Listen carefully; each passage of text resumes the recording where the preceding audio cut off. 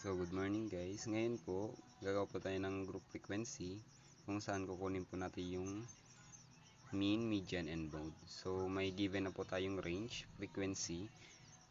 Ngayon po, kukunin po natin yung kanyang class interval. So, paano po yung pagkuha ng class interval? So, meron po tayong formula doon. So, high score minus lower score over 2. So, yan po. Para makuha po natin ang class mark niya. So, ayan. Ito po. 10 plus 1 is equals to 11. Divide to 2 is equal to 5.5. And then, sa 11 to 20 is 15.5. Sa 21 to 30 is 25.5.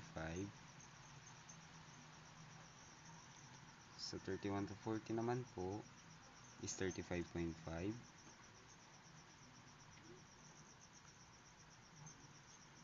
And sa last po is 45.5.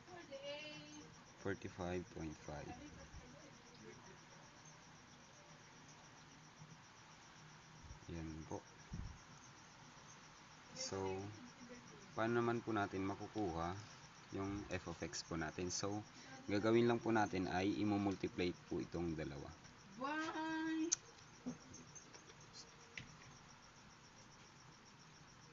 Ayan po, multiply po natin. So, makukuha po yun natin yung f of x is yung frequency and class mark po is multiply po natin para makuha po natin yung kanyang f of x. So, 2 times 5.5 is equals to 11.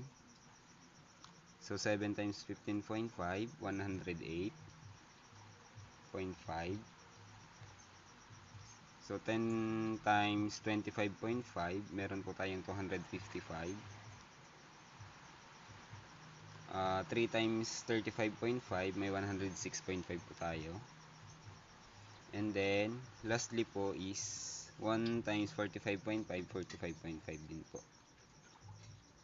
And then, at i-total po natin tong lahat ng f of x.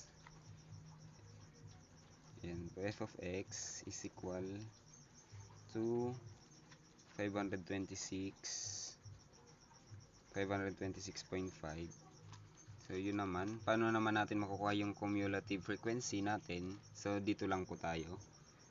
Just add lang po itong frequency para makuha po natin yung cumulative frequency. So, simulan po natin. 1 plus 1 plus 3 is equals to 4. And then, 4 plus 10, 14. And then, another po, 14 plus 7, 21.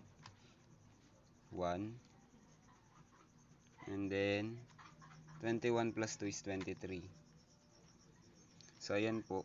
Nakikita nyo po is nagtatali yung total number natin dito sa frequency. So, yung total number po natin sa frequency is equals to n is equal to 23. So, ayan po. Paano naman po natin makukuha yung mean? So, yung mean po,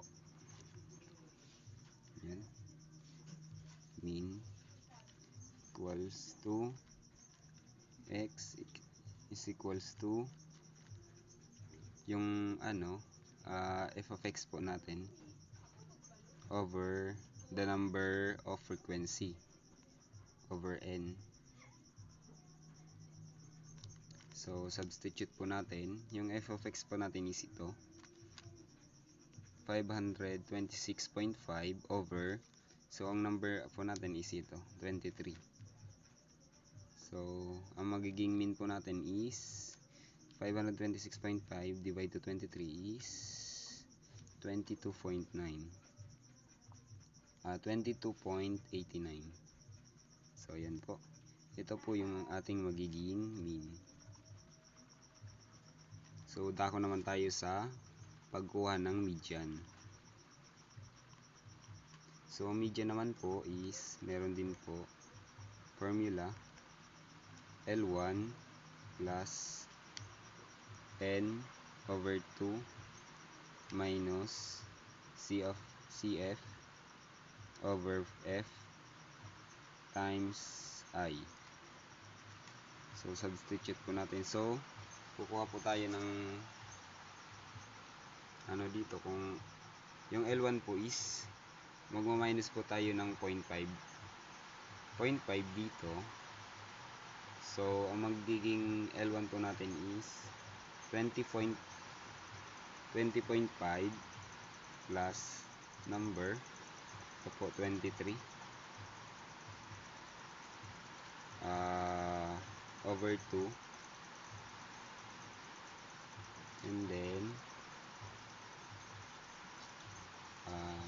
minus, so di po magiging pwede yung 14, so kukuha tayo ng malapit sa 14. So ito po 21. So substitute 21. So yung frequency po natin is 10, so over 10, and yung interval natin din po is 10 din po, equals 20.5 plus, ayan po, subtract na po natin 1 over 2 over 10 times 10. So, ganyan po yung magiging kakalabasan po ng atin, and then rewrite po 20.5. so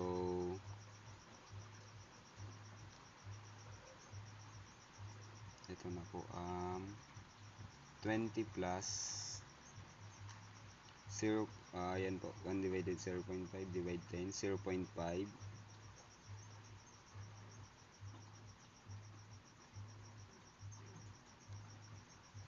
ito po muna, 1 divided 0.5, so rewrite po natin 0.5 over 10 times 10.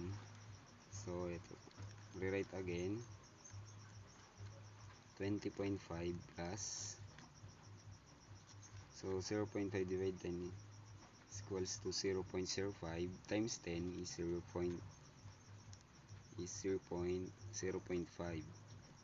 So magiging median po natin is 20.5 plus 0.5 is equals to 21. So 21 po ang magiging median po natin. So dumako naman tayo sa mode. Paano ang pagkuha ng mode? So gagamit din po tayo ng formula dito sa mode.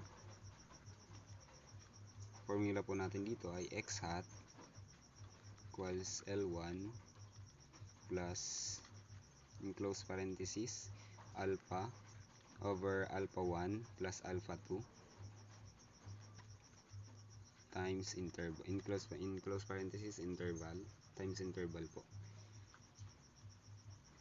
So yan po, substitute natin yung L1 po natin is 20.5 plus yung alpha po is kukunin po natin dito sa frequency, ayan po. So 10 and then 3 over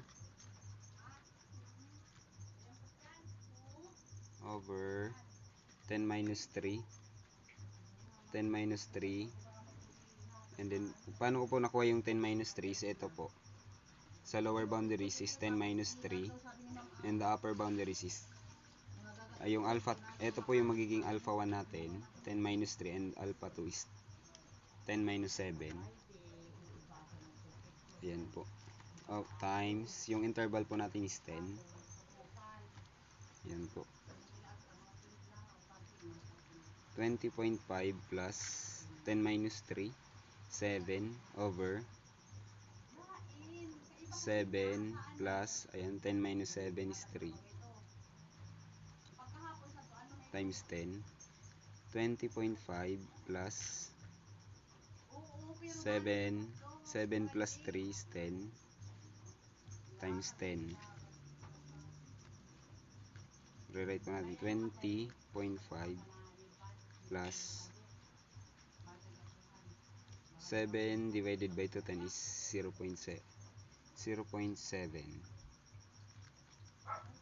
times 10 equals 20.5 plus, ayan po, 0.7 times 10 is equals to 7. So, i-add po natin 20.5 plus 7 is equals to 27.5.